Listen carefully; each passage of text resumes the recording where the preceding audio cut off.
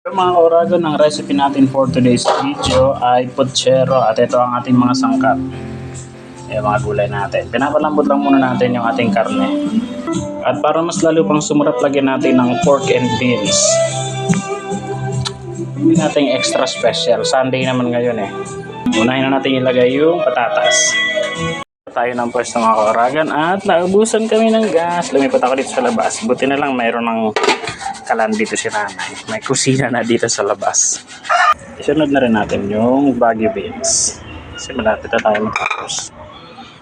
Okay, luto na. Ilagay na natin yung mga gulay natin para lumambot na rin yan. Ay, ano pa yan? Ayan. Repolyo muna. Tapos isunod naman natin yung mga pechay natin. Meron tayong pechay na native at pechay Baguio. Yun.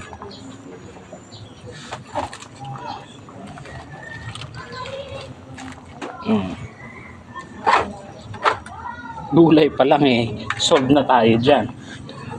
And then takpan natin yan para ma-absorb. At tapos na tayo mga kauragon. Ang recipe natin ay pork puchero. At ayun, napakasarap. Picture pa lang or video pa lang ay makikita nyo na masarap. So that's all. Thank you and paalam. Thank you tayo dito sa kusina ni nanay dito sa labas. Nandito ako sa labas nagluto eh.